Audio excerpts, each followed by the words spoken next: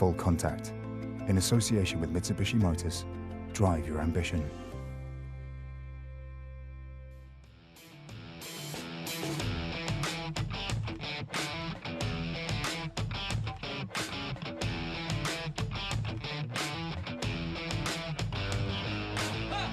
Hello and welcome to Brian Moore's Full Contact with the Telegraph and Mitsubishi Motors in the UK.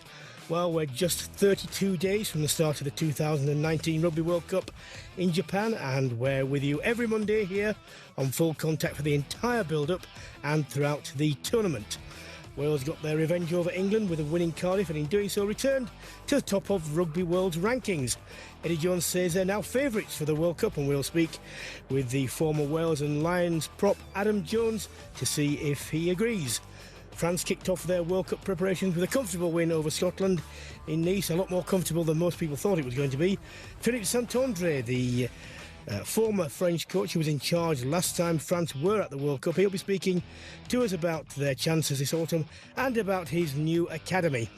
New Zealand silenced their critics by thrashing Australia to retain the Bledisloe Cup, and former All Black Scott Hamilton joins us to speak about their two new wingers who stole the show on Saturday morning. And I'm delighted to say alongside me is the former England and Sevens coach for Fiji and Olympic gold medalist Ben Ryan, a regular contributor. How are you, Ben? Yeah, I'm good, Brian. Look, let's have a look first off at the Wales-England 2. This is personal and it really matters this time. It doesn't actually in terms of World Cup standings. But Eddie Jones had a bit of an issue with George North's match-winning try because Anthony Watson, who was sin-binned, hadn't left the field. Now, can I have your reflections on the offence itself, the sanction, and then that point of law?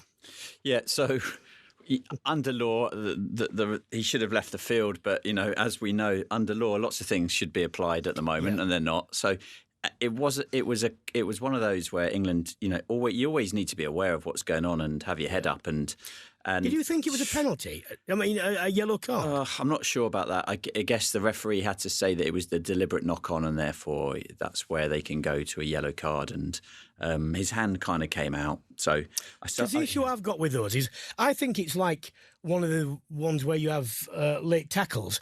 As soon as you show it in non-real time in slow motion, it always looks worse. Yeah, it does. So you have to go with what the officials thought at the moment, and that was where it was, and they went that way. But then after that, it was very, very clever thinking by Wales to get that kick in, and England just didn't react particularly well. So, well, you're right, wasn't it? It was very dull by England not to be prepared for any eventuality. Yeah, so Eddie has a point under law, you know, like I have a point under law every breakdown. But but ultimately the team could have reacted, and they could have snuffed that out. A couple of points for England and Wales. I just thought, you know, Wales had far more of their starting 15 out than England, as it was at Twickenham. And they absolutely hammered England in the first half in terms of possession and territory. And yet, they didn't look like scoring, you know, many tries, and they ended up only getting one and none in the second half. Despite their ranking of number one, that would concern me if I was a Welsh fan. Yeah, they're very good on the other side of the ball. You know, their defence is fantastic at the moment. And, you know, although we saw in week one, these warm-up games, you know, you do have to take some of them with a pinch of salt. And you know how hard Wales train going into these campaigns, and they looked a bit heavy-legged in Twickenham. They were better in Cardiff. But on the other side of the ball, you're right. You know, they do rely on some ball carriers to get them to go forward, and perhaps they lack a bit of spark in that back line, but they do keep ball and they do make it. I mean, I think it was the first time for about 8 years that England hadn't scored in a first half of an international. So, you know, if they can suffocate the opposition, it matters a little bit less on what you're doing in attack. Yeah, I just wondered if they were to go down like they did at Twickenham. You know, that to me is a difficult route for them. But and I just wonder now, when we're talking about creativity, how big the Anscombe unavailability is going to be. Yeah, I think it's a serious blow to them. Bigger is a quality player at 10, But behind that, they're gonna struggle. And Anscombe has got pace to break the line. He distributes well, and he organises and communicates. So I think it would be naive for anyone to say that Anscombe's not a serious blow to the Welsh side. But they're a very difficult team to beat, and I think unless if you're an opposition that suddenly gets 15, 20 points up on Wales, then I think you're absolutely right that Wales are going to struggle perhaps to score quickly. But it's very unlikely, I think, that Wales are going to allow teams to do that, and they do look impressive, and I think they will get themselves in peak condition come World Cup. I've had a chance to talk to you about England's squad, and everyone can always moan about a squad and say he or she, they ought to have been in and so on. What do you make of it overall? In particular, the selection from a sevens background of Rory McConaughey. Yeah, I think the squad, when you look at it, is very, very strong and has as much depth as anybody that's going to the World Cup. You're right. You could, I've got my own personal favourites, and I would have Danny Cipriani in there, and I would have Danny Kerr in there for his ability to break up the game with a bit more of his attacking kicking game and movement around the fringes and his experience. But that's just me. And as far as the wingers, McConaughey, I think he's an excellent player. Ollie Forley would have been another guy that would come out of left field from Gloucester. And he's given him an opportunity. And I'm looking forward to hopefully he'll be able to play this weekend against Ireland.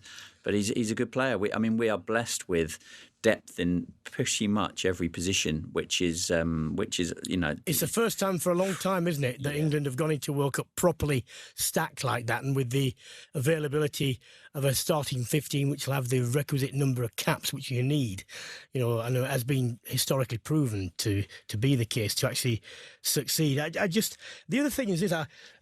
People have got to understand with England, they will do things well, but as I've made a point before, there's a difference between doing them well and then having everybody available that takes you that extra bit, which is just a little bit, because defences, they can cope with 4 or 5, nominated runners. What they can't cope with is the extra one that their defensive systems can't cater for.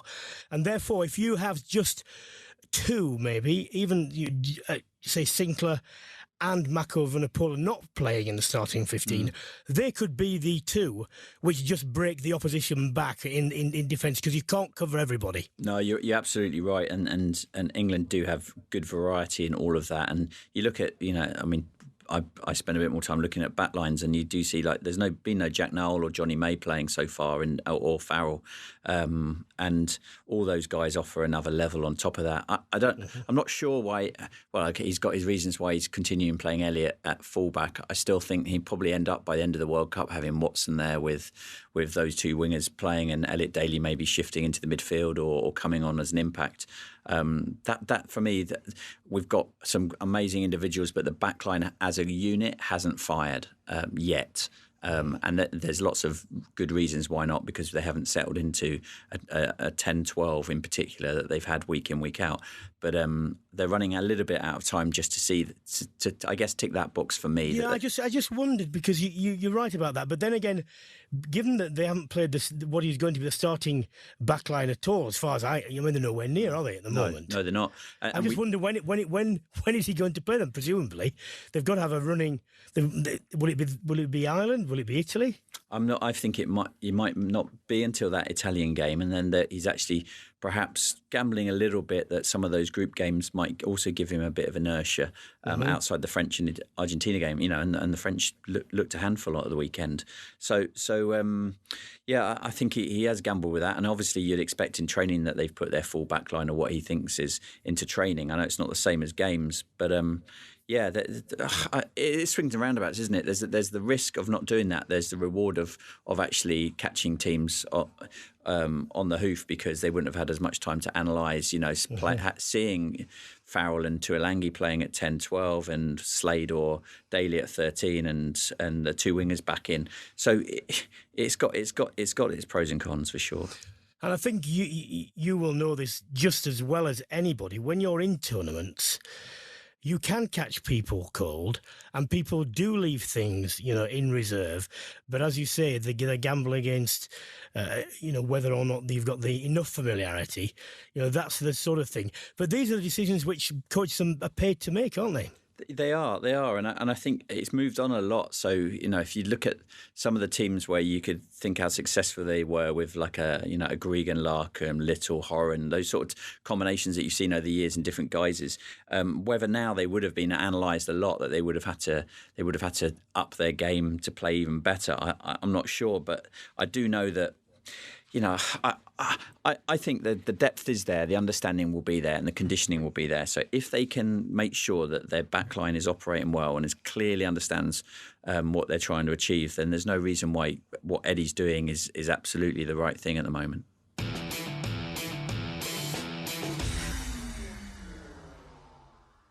Well, two Englishmen have pontificated on the Wales-England game. Why don't we get a Welsh perspective? Good to speak again to Adam Jones, the former Wales and Lions prop, who's joining us now. Hello, Adam.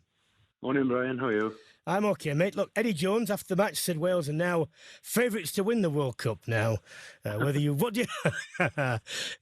kidology or a realistic assessment? I think Wales can win the World Cup, but I wouldn't imagine they're favourites to win it. Obviously, the All Blacks are knocking it out, and, well... As we heard over the weekend, it wasn't England's first team, so I'm sure when England's first team all come back, they'll be one of the favourites to win. So no, it's a bit of kidology, isn't it? But now I think I wouldn't say we're going under the radar, but we're the world's best team now, so there's going to be a bit of pressure. What do you think was the biggest difference between Saturday's performance and the Twickenham defeat from Wales? I think I wouldn't say England caught Wales cold the first week. I think obviously there's been a lot more. I'd imagine there's been a lot more rugby, a lot more how much rugby we can get into 3 days: Wednesday, Thursday, Friday. But no, it looked like the Welsh team that's been so successful the last sort of 2 years. Physical, defence was in the face.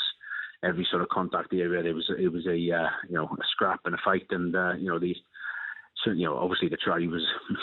An interesting one, but there was Sean would have been pleased with the sort of defence, and Rob McBride had been over the moon with a Maul defence from the week before as well.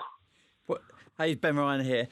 I was really looking forward to watching Cubby boy James Davies playing in the back row, and then he unfortunately had a bit of a bang after 25 minutes. For me, he's a bit of a point of difference. Do you think they'll take him in the World Cup? Oh, I don't know. Obviously, Tipper's going to come back in, and it depends what they take. They like Shingler, don't they, because of his line out. And but I know he's a great player. He's been awesome with the Scarlets over the last couple of years, and as you said, I think he's different in many ways, isn't he? On the field, off the field, and so he's you can't underestimate how much in these long sort of 6-week tours.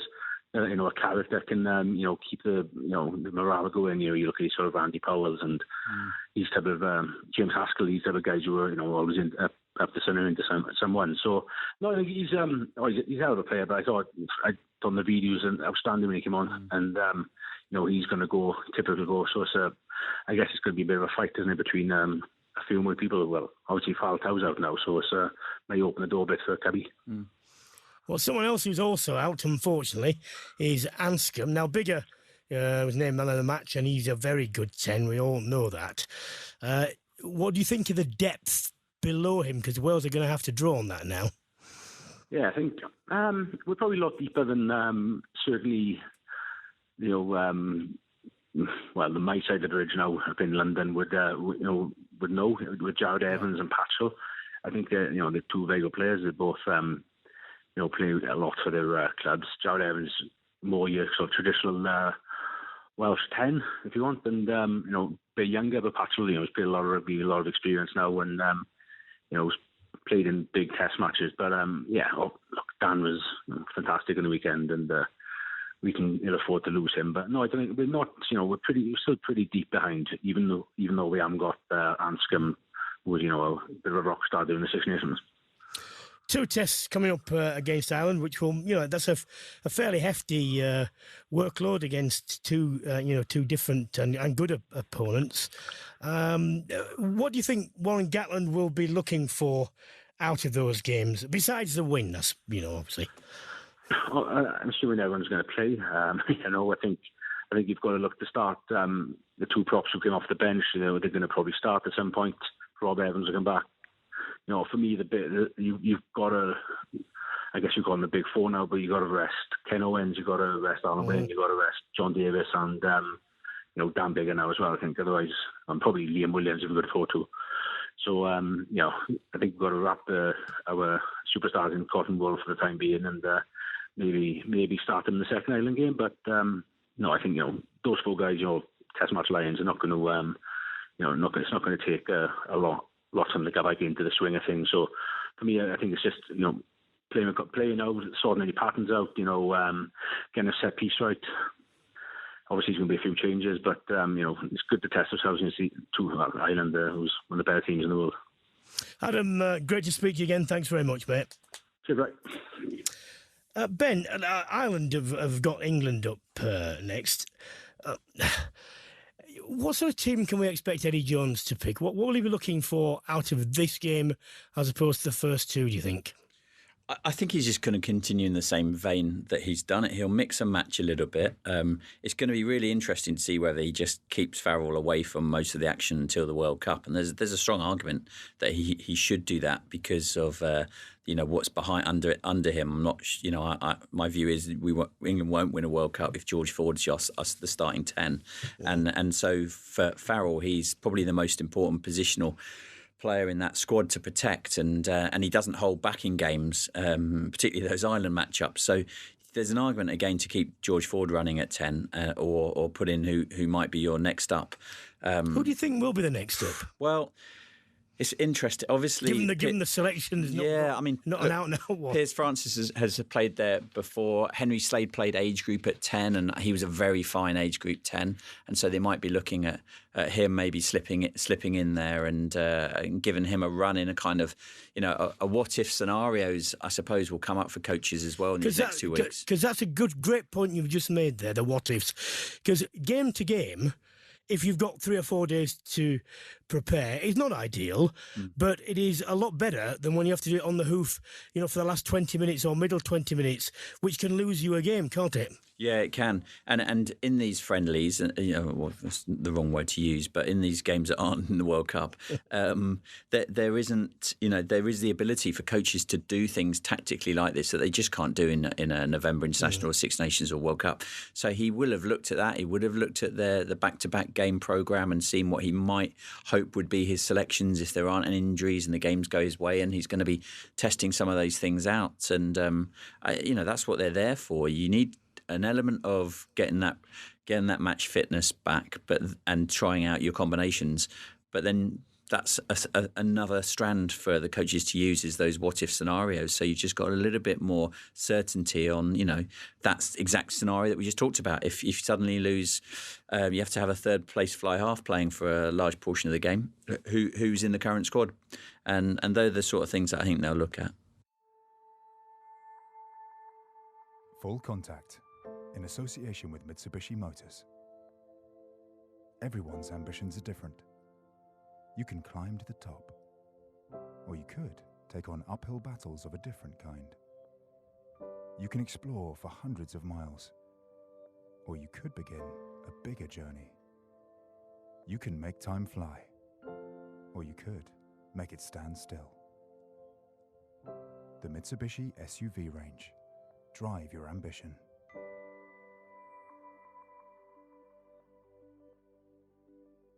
Well, here on Full Contact, we don't just talk about England, we talk about all the protagonists, both Southern and Northern Hemisphere. And tell you what's great now, to be able to speak to a man who's so old that I played against him. But he's done things in between retirement. He was a former France head coach. It's Philippe Saint-André. Hello, Philippe. Hello, hi, Brian. France do this, even though they've not won a World Cup. They usually turn up with a squad that can do something. How do you think they are going this time round?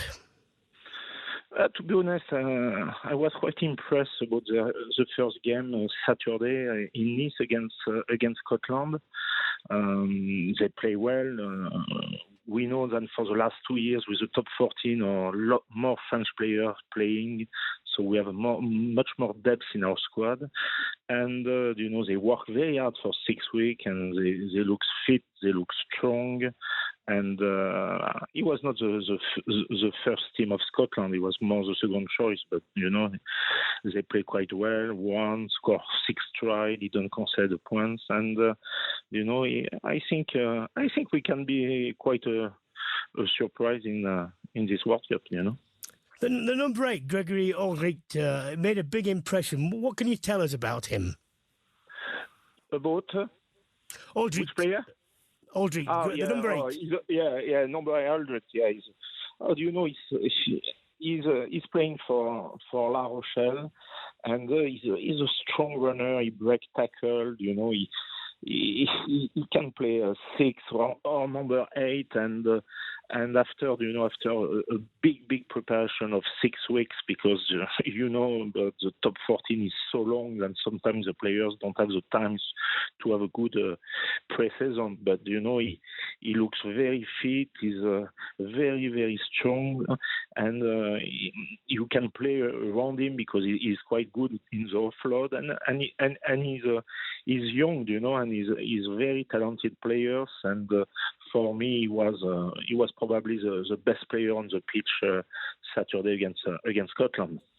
Hey Philippe, another player that made his debut this weekend was Althreti Raka from Clermont. How do you think he went, and do you think he's going to be a first choice winger for France in the World Cup? To be honest, we were quite surprised because he was injured a long time with his knee after with the arm, and he didn't perform very well with Clermont-Ferrand in the end of the season. He was very poor in the final of the French League against Toulouse, but the same, Saturday on the second ball he scored a try, or he broke 2 tackles. He's a very, very powerful player, and the same, he didn't look the same. I think he lost 3 or 4 kilos. He looked sharper, quicker, and after it shows. And when we go forward, he's somebody, with so much power, strength, and speed, then he can bring some things different to the French team. And for the French team, for the last 5-6 years, we are struggling when we arrive in the strike zone to score, and he's a guy who can make some good difference. And I think he will be third choice for the World Cup this year. Philippe, what is the expectation in France, the public's expectation of how France will do in the World Cup, and what do you think would be a good tournament for them? The expectation is to beat Argentina on the first game of the World Cup. It's for us, if we want to be qualified in quarter final of the World Cup, we need to beat Argentina on the opening game of the World Cup. So I think this is what the players, the staff, the squad are very, very focused. And after, if you are in quarter final, you will play or Wales or Australia, and after you have nothing to lose. And to be honest, the French team, the depth in the squad is quite good. I will say that just in fly half we are not sure, but the rest of the squad is quite strong. We have a lot of solution in each position. So for us, we need to go out the pool stage, and for us the key game will be the first against Argentina. Mm-hmm. Just finally, you're not coaching at the World Cup this year, but you have set up your own academy, and I'm told that anyone can get more information by going to the website www.psaacademies.com. Can you tell us about it? Yeah, I think it was after the World Cup, and after we lost heavily against New Zealand, and I feel that was the development of our young player was not great in France because our young player didn't arrive to have game time in top 14. So I create an academy. We are in 6 venues in Ireland, in UK, in France, in Martinique, and we are nearly 500 young players this year.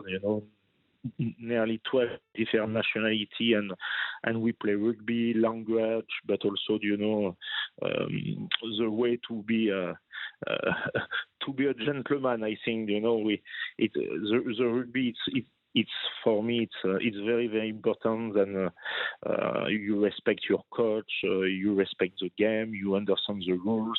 So we try to put the young players in one environment, and they train like a professional. We have GPS and everything, so they train with a new technology. But I think to bring 12 or 13 different nationality together for 1-2 weeks, it's fantastic. And I am like you, I am a role player, and the rugby was amazing for me. I travel everywhere in the world by the rugby, and I try now with PSA Academy to give a little bit that what I get for more than 30 or 40 years with the rugby. Well, Philippe, best of luck with that, and hopefully we might be able to speak to you again as the tournament goes on. Thank you very much. Thank you, Brian. Take care. Bye-bye. And if you want to hear more about Philippe Saint-André's Academy, there'll be more in the show notes.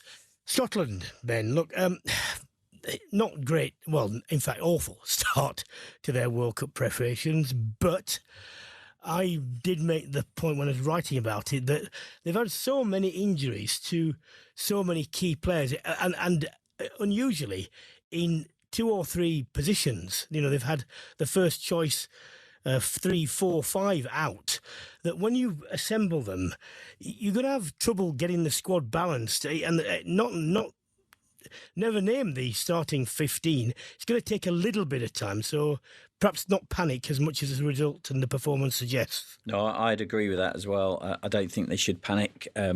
It was a tough opening game for them, coming off the back of a kind of a decent amount of preparation as far as training. But they were missing a number of players. A number of players coming back having had not much game time, and they'll do a lot better next weekend, I'm sure, in Murrayfield against the same opposition. So yeah, nothing to get too overly worried about, in my opinion. I mean, people already making comments about Gregor Townsend being too focused on playing pretty flowing rugby, and how about concentrating on winning. To me, that misses the point, because Scotland's only real chance of going far in the tournament is to play right on the margins and play this sort of rugby, because they're not going to stand toe-to-toe with bigger, heavier opponents and grind them out. No, and Gregor's publicly said that they want to play the fastest brand of attacking rugby in the world, and that means razor sharp and quick rucks and breakdowns and movement to allow people like Finn Russell and Hogg some space to do their thing, and Hugh Jones, and they've got a very good side. I do think that it's. When I hear lots of people talking about how Gregor seems almost too focused on the flowing rugby, that's just not the case. He's a very, very, very good coach that looks at both sides of the ball. And although their defence was not good at the weekend, they spend a lot of time on that. They work hard on that. They understand that their defence has to be absolutely outstanding to allow them this sort of possession on the other side of the ball, so they can play their style. So it's unfair when I think people criticise Gregor. He is a very fine coach that's had a lot of injuries, and that was their first game. And it's a bit like the Welsh performance against England that lacked a lot of sharpness in that first game at Twickenham and a lot of penalties. No one was getting too worried from Welsh perspective either. And I think judge Scotland in a few weeks' time, and even then, their focus is on the World Cup and getting that right. Well, there are some people in the Northern Hemisphere, foolish if you ask me, who almost wrote New Zealand off. Given their thrashing by Australia last week, they came back, as indeed most people thought they would, and they gave Australia a hiding this time, 36 points to 0. Going to speak to former All Black Scott Hamilton about not only this, but the rest of the Southern Hemisphere side. He's on the line now. Hello, Scott. Hey, Brian, how you doing? All right, mate. Look, New Zealand might not be the outstanding favourites that people had, a couple of years ago, but this result was just typical of the sort of reaction you get from Kiwis, wasn't it? Yeah, I was getting a bit of stick over here from certain people as well about the week before, but going back to Eden Park, it's I was pretty confident. I wasn't expecting that sort of a result, but I was pretty confident we'd get across the line. What about the two new wingers? Both played, both scored. Reece and George Bridge. I mean, you're an outstanding back yourself. So, what did you make of their performances? Yeah, I was really impressed with Reece. Really physical. Looks dangerous every time he gets that massive work rate as well. And George Bridge had he was all over the park. I think they really put their hand up, and there was probably a few eyebrows raised when Hansen selected them as well. But it just it goes to show the trust they've got in the next guys coming through. And They certainly put their hand up. I think Ioane's still going to have the inside running. I see he's going back to club rugby this weekend, but he has been out of form. But I think hoping that when we get to tournament time in the big games, that as you saw, he was pretty spectacular in the Lions series as well in big games there. So I think it's great to see, and we know that if we've got any injuries in the outside backs, that we're going to have it covered pretty nicely.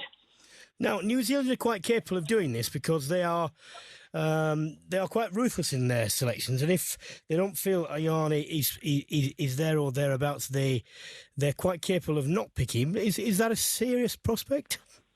He's obviously going to be in the squad, but he's going to have his chance to shine now. Obviously, I think we've got South African first game of the World Cup, but there's obviously going to be the other sort of three fixtures will be giving I suppose the whole squad a crack, but it'll be interesting to see what side they run out with against South Africa. But having said that, it might not still be our strongest side. It'll be the strongest side to beat South Africa, but they South Africa, the way they defend and the way they play can be slightly different to other teams. So it could be a bit of a horses for courses type thing on that front as well. But it's good to see, and I think there's nothing wrong with a player knowing he's been the big man in town for a while, and now things haven't quite gone his way. And doesn't hurt a player to be dropped every now and again just to sharpen things up. Hey Scott, Ben Moran here. We've seen with England they've put a couple of bolters into their World Cup squad, and New Zealand have done it occasionally over the years in World Cups where someone's come from perhaps under the radar. Do you see anybody that perhaps isn't one of your front runners that might emerge as being key to success for the All Blacks in the World Cup? I think most of the guys have had a bit of a crack. I can't see a bolter, and even if there was, you're still picking 31, and the chances of someone coming from outside and then having a meaningful say, so to speak, in the World Cup would be quite slim. Unless there's injuries, obviously, but you could say about the last World Cup we were going through tens like anyone's business at that stage, with Stephen Donald coming off out of the white baiting trip. So, injuries will certainly happen, and there's the short turnarounds that guys have got to get used to as well. The teams are going to get used to, but I think, in answer to your question, I don't think so. I think most of the guys have had a crack, and if anything, it'll be more guys that are being left out that'll be talked about rather than guys that have been included. If we look at the other Southern Hemisphere teams, leaving Australia aside, South Africa and Argentina, you've been over here, so you'll hear a lot of, to me, ill-informed comment where people have been saying, South Africa have gone, Argentina are nothing, not understanding, in my view, that all these teams are working towards the 7 weeks of the World Cup. What happens before, to a large extent, is not really relevant. And of course, funnily enough, they started to play, a lot better, and South Africa came from behind to see off Argentina in Pretoria 24-18. Where do you think those two teams are in their curve towards and their tilt at the World Cup? I think South Africa are a real chance to make the final. Obviously, South Africa and New Zealand, regardless of what happens, they're going to end up on the other side of the draw from each other, being in the same pool. So there's a real chance for me that could be a World Cup final, in my opinion. Obviously, there's so many other teams that have got a crack, but I think South Africa are a very, very hard team to play against. They're very good defensively, and the way that they handled the All Blacks in the 2 tests this year as well. Shows how good they are. Argentina, again, they've struggled a lot. They've struggled to score a lot of points of late, and they must be concerned about their attack. But then again, they weren't probably fancy going into the last World Cup either that much, but they ended up with a top 4 finish. So I certainly wouldn't write Argentina off, but I can't see them being better than the other 3 Southern Hemisphere teams, not to mention all the English, the Irish, and the Welsh up here as well. So, but they are, as you say, they are a gutsy side. They're always going to be there, and if you're a little bit off your game, they'll make you pay the price. Got a last one, quick one, if you don't mind. The Pacific Islands. Which of those do you see as the one that might make an upset at the World Cup? I'm not saying win the World Cup, but not one of the big boys over. No, I mean, obviously, Fiji are stacked with talent. There's no doubt about that, certainly in the backs. I think they've possibly got the inside running. I mean, in Japan at home, I wouldn't write them off as well, having the crowd, and they've obviously have got sort of big match games like they did against South Africa in the last World Cup. Obviously not they're not from the island nations, but they have in that area. Mm-hmm. But I mean, the Samoans will be all right now. But, I mean, they're always. I suppose the big thing comes down to is certainly against the big boys, they need to be. I wouldn't say dominant, but they need to be competitive in that front 5, and that's the main thing. They'll obviously be able to score tries, and if they can get sort of 40% possession, they're going to be dangerous against anyone, because we all know what it's like when they're in full flow. But everyone loves to see the Fijians and Samoans and the Tongans throwing the ball around. It's great to watch, and certainly when they haven't got the ball, they're pretty good to watch too when they're laying people out. But my big thing is, and I suppose it's been like this for a while, just to make sure that they're as competent as they can at set piece and scrum and line out and doing what they can to get the ball in and out, and then unleash the outside backs. Scott, always great to speak to you, and thank you once again for joining us. Not a problem. Thank you. Cheers. Scott Hamilton, the former All Black. Ben, let me pick this up, because you've got a unique perspective as well with Island rugby, not just Fiji. I'll ask you the same question.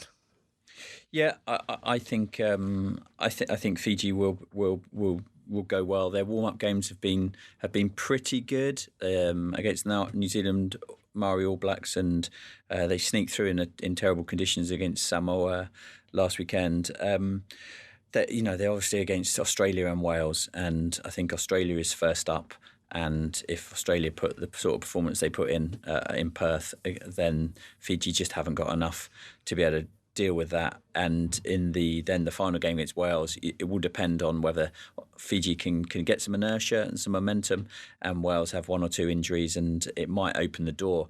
There's no doubt Fiji have progressed over the last 8 years under John McKee. He's done a brilliant job. They're still really struggling a little bit in my mind on having world-class 9-10s. They've got some young players in there, and Frank Lamani and Ben Volavolo at halfback, and I think that's probably where they might fall over. Well, Scott mentioned the front 5, and that's been one for all the island teams for as long as I can remember. But I just wonder this sometimes. You can't say it's for lack of size or power, because as you know, as people, they are tremendously powerful people. And those particular disciplines, scrimmaging and lineouts, a lot of it can be done by rote. And I just wonder, is there anything temperamentally that is lacking, that they just perhaps don't particularly enjoy them? I actually don't. Yeah, I don't agree with what Scott said around the front 5. It was probably about 7 or 8 years ago that World Rugby also saw that there was a problem with just recruiting and developing front row, and they set up what was a front row factory in Fiji to develop and put a pathway in for young props, and they put expertise in. They brought in world class coaches around front row, and I think now you're seeing a highly competitive front five in Fiji that can go toe-to-toe and will go toe-to-toe with Wales and Australia. I do think there's still a subconscious bias with officials that if there's a 50-50 set-piece penalty, it's going to go against Fiji. And I think that's unfair, but that does happen. But they've World Rugby and Fiji have gone a long way into getting that area of the game sorted, and in the second row, I mean, you got world class players like Leone Nakarawa that can not only win your line out ball and offload around the field, but they've got a pretty effective catch drive with him as well. So no, their front five is good, and they've got some depth in it, and they've got some size. So I don't think that's an issue for them. It's not having a Nicky Little at 10 and having a Moses Rauluni at 9, that's what steered them into the quarterfinals last time Fiji managed to do it, and we haven't got operators of that standard that are there at the moment. Let's move to Japan, because to me, I mean, Japan pulled the result of any World Cup off. I thought against South Africa down at Brighton in the last in the home tournament for England. I just thought it was a fantastic win. Tradition says that home teams usually have a bit of an uplift. They obviously have been, training full out. They'll have the home support. What do you think they're looking like? I think they look great. They played against Fiji in Tokyo, I think, at Prince Chichibu, and they blew Fiji apart in the first half. They played some outstanding rugby, offloaded across the park, very fast brand, very well organised, and from what I've seen, and they've won that recent championship that they have over in the Pacific, and they look better than the side that played 4 years ago, and with you, I thought it was an amazing result when they beat South Africa. They did then get thumped 45 points to 10 to Scotland. Yeah, but they did have a 4-day turnaround. Yeah, they did. I know, and I just think looking at this Japanese side at the moment, and then how the home tournament, how their domestic league has increased. They've got a number of qualified players now that have gone through the eligibility route that are very, very good players. And I think in that group with Ireland and Scotland, they're going to be a very tough side for both those sides to go up against. So for me, they look a better side across the board than they were 4 years ago. So I think they could be dangerous. You may well know this stat. It was a new one on me, but 18% of the world's rugby playing population is of Pacific Island descent. Recently, the former London Irish centre, Silala Mapasua, was speaking. He was speaking after New Zealand's win over Australia and in the wake of Reece's performance. And he said, look, the constant loss of talent from the Pacific Islands is reaching boiling point, and he wants New Zealand and Australia to continue to press for a relaxation of World Rugby rules to allow players to switch back to the country of their birth. Now, I was aware of the conscious taking of talent, a generation ago. But now you've got a lot of players, certainly in New Zealand and Australia, who are second generation islanders. So they qualify, by birth for those countries. Is it still a huge issue? Have we reached boiling point? What should be done about it? It's a big. After sugar in Fiji, there's the number one export. Number two is rugby players to the economy, and that is across the Pacific, and it's also in league as well. I think there's two things here. One, the homecoming or the potential homecoming regulation, where players can go back to their country of birth or their original country, I think is definitely worth pursuing, because there has been in the past players like you look at in France, Fritz Lee plays in the top league, I think, for Clermont. He had one cap at sevens for New Zealand, but he's a Samoan and he desperate to come across. But unfortunately, the regulations don't allow that. Ben, can you just actually clarify? Are you saying that it should? Are you saying there should be a resident? They should have to go back to the country to play, or you just saying under a certain number of caps or a cap of a certain age group, then irrespective of where they're playing, they should be allowed to revert to that nationality? Well, I think they could even be a bit more specific and do a homecoming if you're going from a tier 1 to a tier 2. And I hate using again that word, the words tier 1, tier 2, but you can't do it one way where you can go play for Fiji and then go to New Zealand. But if you've got a Joe Rokothoko, for example, that's had however many caps he had for the All Blacks, and then he fancies he wants to come back and play for his country of birth. The knock-on effects for him playing alongside some of those younger Fijian players and developing the game and all the other stuff, as well as those players that get caught up playing some of the age group stuff and sevens, which historically did cap them, and there's nothing there that says, well, the regulations have changed now, and if you're under 20 and you play for New Zealand sevens or England sevens, that doesn't mean you're stuck with that country. That's a silly regulation now, isn't it? Yeah. Given the fact that the games are almost totally separate. Yes, and they've got rid of that if you're under 20, but it's not retrospective. So if you were an 18-year-old 6 years ago, it's still, they haven't decided, well, we'll scrap that historically as well. So there's definitely some movement. By the way. Oh. I wish I was 18 6 years ago. Yeah, I mean, so there's definitely that to look at. On the Sevu Reece thing, he's an absolutely standard operating procedure for what happens in the island. So he got brought across when he was 17, I think, to play his last year or two at school at Hamilton, to bolster their results and do well for them. And he went on a full scholarship and he got all those opportunities to go there that he just wouldn't have got in Fiji. He stayed there. He played club rugby. He moved through the ranks until he got a Super Rugby contract, and now he's playing for the All Blacks. Now, it's not that at the moment the Pacific cannot offer him anything like that at home. There is no professional league in the Pacific. They don't have those educational private school opportunities that they have, and those other economic opportunities that him and his family will get. And the test teams are not paid the same sort of money as the top tier teams. So until that's resolved, there's no viable opportunity for them to do anything else. And you cannot for one moment blame a Sevu Reece for going, well, maybe I should have stayed in Fiji where I may or may not have made it through. And if I did, I'm not going to get paid much money. You talk about Olympic gold medalists who are on $4,000 a year. So you couldn't ask them to go back to the country, could you? I mean, it's just untenable. No, it's not fair. Now if after he's played for the All Blacks and he's played Super Rugby and he wants then to come back to play for Fiji, then I think there perhaps should be something in that for the tier 2, and the same for Samoa and Tonga and those other tier 2 nations. But really, rather than say about these players are going across to tier 1, we should say, well, hold on, let's influence Super Rugby or the top leagues and make sure that the Pacific have professional franchises that are run there that allows an opportunity for a player to stay at home. And I can hear one of the objections already.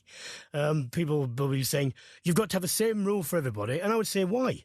Why do you have to say rule for it? No, You're always talking about trying to grow tier 2 nations and trying to even the playing field up and trying to make World Cups more, competitive with more teams, who can beat each other. This is one way of doing it. It's absolutely one way of doing it, and I think they should do that. And they should also be looking at the fact that when Samoa or Tonga or Fiji go on the field in the World Cup, their match fees will be hundreds of pounds against thousands of pounds for the opposition playing in the same game, and that there maybe could be something that World Rugby could do as far as giving international fees, match fees for tier 2 as well, to again give another carrot for players to stay, because it's just it's unfair to ever blame a player to take such a big change in their finances, and when there's no second choice, there's no backup to stay on the islands as far as earn money. I don't mean to rude, but it just occurred to me, I don't want to forget this point. Because you've been there, can you give an impression as to what a professional contract in, say, the top 14, Super Rugby or the Premiership would mean in real terms for a player going back with or banking that money or sending it home or whatever? Yeah. The relative cost of living and so on. Yeah, it's absolutely massive. So if anybody's earning over six figures overseas, then normally the most of the money will go home to the family, because that's culturally what will happen, and it won't just go to the family. But if the money's of decent enough level, it will go to the village, and they will build houses, start businesses. That will help them and their family out for generations, and option of staying in Fiji is they're playing in the top level competition there, where they might be getting £20 or £30 a game, and none of that is going to be doing it. They'll have to have a job. Do you know what the average wage is in Fiji? Yeah, I know that when we were contracting sevens players, the maximum they were on was about £4,000 to £5,000 a year, and that was about the same as a teacher or a nurse. So I guess that's the only way I can think of it. It's 4 to 5. So you're talking 10, 20 times average salary, which in this country would be what? 300. I mean, in Norway. Now, and standard, 600 grand. The cost of living is lower, but it's still not super cheap. It's still not super cheap, and so that money that they can earn overseas makes a big difference, and that's why there's over 100 Islanders playing in France, and would be more in England if the work visa permits were slightly different. So you cannot ever argue against a player wanting to go there. But what we need to do, rather than moan about it, is go, well, here's viable options. Here's a Super Rugby franchise. Here's a pathway. Here's players' fees for international rugby. All these other things, so that then they can have a proper option to stay at home.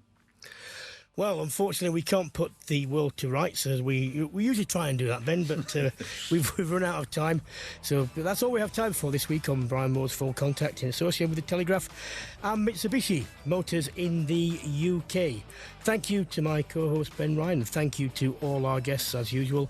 Please do subscribe to the podcast to make sure that you don't miss an episode every Monday, not just during the World Cup but beyond. And why don't you write a review whilst you're there too? But for now, it's goodbye.